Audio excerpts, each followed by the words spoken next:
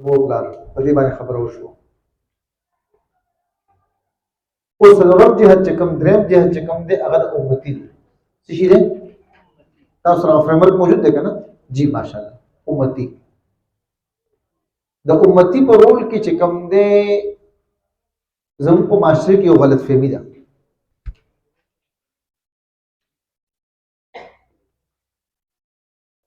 هغه غلط فهمي دا ده زموږ په ذهنونو کې دا خبره ده چې نبی کریم صلی الله علیه وسلم د دین خدمت چې کوم دی دعوت چې کوم دی بس دا یو کار دی. څه شي؟ دعوت. تاسو ټول علما موجود یې، تاسو په دې خبرې خیال کړئ چې کله امام بخاری رحمۃ اللہ علیہ باب کیف کان بدء الوحی الی رسول الله صلی الله علیه وسلم پہلا باب قائم کړی دی اور په هغه کې د وحی ابتدا او بیا هغه نه مخکې چې د وحی په باره کې چې کوم روایت دي نو تاسو به خیال کړئ چې هغه روایتو کې کله نبی کریم صلی الله علیه وسلم د غار حرا نه واپس کیږي نو نبی کریم صلی الله علیه وسلم د ساړه محسوس شي او په کور کې وایي زملونی نو حضرت خدیجه رضی الله عنها تاسو کې چې رسول الله صلی الله علیه وسلم هغه ټول خبره ورته کې چې د یو کسرا لوزه د سغاړې کونو علماء او ماته زور را کو به ماته اقرا وي دا ټول خبر ورته تیر نو هغه وخت چې د حضرت خدیجه الکبرى یو ټک استعمال کی چې والله لا يرزيك الله انك رحمه وتحمل القله وتكسب المعدوم خدای قسم وی چې الله پاک تا وکله هم نه ضایع کوي ته چې د ملمستوب د ملمه اکرام کې ته چې د خلکو د لپاره ګټې چې څوک نشي ګټې ته چې د خلکو مداوي ماوي خیال ساتل کې چې کم کمزوري خلک نن زموږ معاشره کې خاص طور باندې مو چې کله یو مسند باندې کینو نو خو دعوت کار په اهتمام سره کو خدمت نه خلکو نو نو د نبی کریم صلی الله علیه وسلم په دې روزه کې ودانیت وساتو چې کوم د سکورونه دي چې هغه د وجه زماره سفارش هغه ته فائدہ رسیدي شي زه وسه سم مدد کوم یا ته چې دې کور مدد کوي سره راشه نشته یا دې کړه تر جماعت ولې یا د پر تک جوړي واه یا د بچو په تک کپڑے واه د چا خدمت د خپل خاندان د کورنۍ او ګورو چې کم کمزوري دي د خپل لونو خويندو کې ګورو چې کم کمزوري دي په خپل علاقې کې ګورو چې کم کمزوري دي خپل اغستې شو هم خلا او کني سفارش وکړو په قرآن مجید کې سره راځي چې کله بدونه ته پوښتنه کې چې تاسو جهنم ته چا وژولې نو هغه وسوي لم نكن من اور ولو نه موږ چې منځونه کول او نه مسکینان تر اوټه ترغیب ورکړي او په حدیث کې راځي الدال علی الخير كفاعله یو کس چې خپل کار نشي کوله وغیر پر چاته مشوره ورکړي چا رهنمایي وکړي دام د سره لکه چې دا کار خپل وکړو نو په خپل معاشره کې د دعوت پهله اصول دار چې خدمت شروع کړي څه شروع کړي خپل نه مزه چا خدمت کیږي نو خپل نه وکړي لا سنه خدمت کیږي لا سنه خدمت وکړي د جیم نه خدمت کیږي نه جیم نه خدمت وکړي د سفارش نه خدمت کیږي نو سفارش نه خدمت وکړي دویم چې کومه طریقه دا هغه دا د دعوت سره الحمدلله علما په دې کې چې د مستقل لګیای د پیغمبر علیه السلام خبرې بل تر سي خپل دعوت تبلیغ سره جوړاوي سروزه اجتماع شب جمعه په دې کې اهتمام سره دا وختونه لګي او خپل جمعات کې ماحول کې د خپل دین طرف ته خلک راغلي دا ډېره ګټه خوش قسمت خبره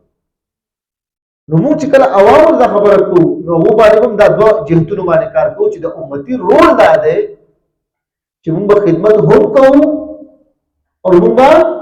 دعوت به هم تاسو به دا خیال کړئ چې ابوبکر صدیق رضی الله عنه مرتبه د انبیاء علیهم السلام نه پس څونه غټو نو یو ګوره وایي چې مخکې خو چې زما د ابوبکر چې یو کس راړلې اوس هغه څه جوړ شو امیر المؤمنین جوړ چې هغه ذکر کوي کنه وکړي نو ابوبکر صدیق بیا کار کولو کنه وکړو نن موږ دوه مصروف شو چې ټول دنیا خلافت چا سره خدا کار کولای شي موږ سره یو جماعت راشي موږ دا کار نشو کولی، یو درس او تدریس راشي دا کار نشو کولی. خو فکر نه،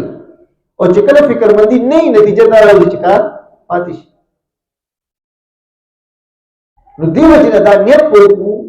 چې موږ به د نبی کریم صلی الله علیه وسلم د دواړه عادتونه په خپل ژوندۍ کې راوړو. د نبوت نه مخکې 40 کاله مخکې خدا خبره ده کړه.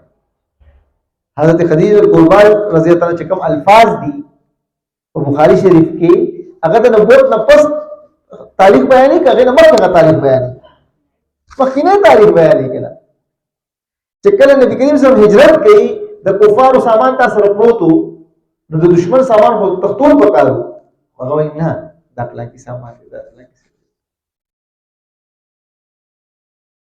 نو دغه صفات پیدا کول غواړي چې د نبی کریم صلی الله علیه وسلم دعوت به هم چلو او د نبی کریم صلی الله علیه وسلم خدمت عادتونه به هم. دریم شی په امتی په حواله سره هغه رشتہ داران دي. اکثر چې د دنیا سره خلکو خپل رشتہ داران نه پاتې،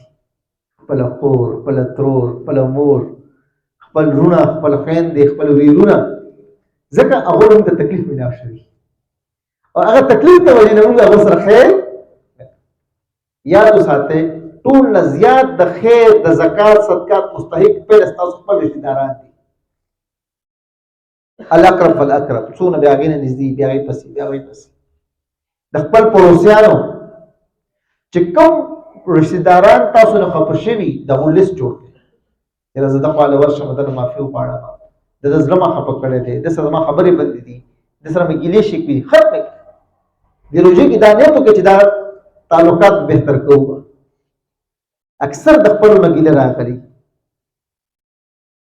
اور لیست جوړ کې چې کوم رشتہ داران داسې چې د مدد ضرورت ته مالی د لوی ځوان شي هغه لپاره رشتہ انتخاب وکړو. د بچی چې د بیکار بیروزګاری دغه لپاره د روزګار سپارښت وکړو. زما خپل چلیږي زما خپل استعمال کوم، زما لاس چلیږي زما لاس استعمال کوم، زما پې چلیږي زما پې استعمال کوم. نو څومره هم خیر رسول شي نو خپل قریبي رشتہ دارانو ته ضرور رسول پکار بیا پړوسیانو ته په دې درې جهتونو باندې کار به پکاري په امتي په رول باندې. صحیح شو جی. اوس چې اخري خبره کوم بیا مجلس ختمو، تاسو ته شوي اخري خبره چې کوم ده د امتي رول کې به د خپل معاشري کې به د یو خار د خیر یو پروجیکټ جوړ. مثال په تور باندې زه به کوشش کوم چې د دوه کورونو ته د راشن تنظیم وکړم. یره دې پرې زه کوشش وکړم چې یو کورنۍ ته چپلو تنظیم وکړم، سپلو تنظیم وکړم، یا د درو ماشومانو ته کپڑے واخلم. ضرور نه ده د معاشري څومره ذمه مونږ او چتول شو دوه خوچته مولوی صاحب موجود دی په کرونا په دورانه کې چې کله هغه شیو نو مولوی صاحب چې ته علاقه چتریفای کارونه وکړ نو کم از کم د بدروسو کورونه د محلي هغه دراشن تنظیم وشو. الله پاک په دې په باندې کړو دا سړي مولوی صاحب صریفای ورکړ خو نو اوس سلامونه چې رالل نو شیخ الاسلام صاحب تقی صاحب دعوت برکاتهم کم از کم د 41 کورونو منظوري ورکړه چې ته جوړ من جاهد فينا لنهدينه. بس کار سره آغاز وکړي کنه مرګ ته چیرې ترتیب سره ورک ترتیب سره ورک نو من جاهد فينا لنهدينه سبل. یو انسان کوشش شروع کی الله پاک پر لارې کلاوي. سبل څه ته ویل کی؟ لار نه لارې، لار نه لارې، لار نه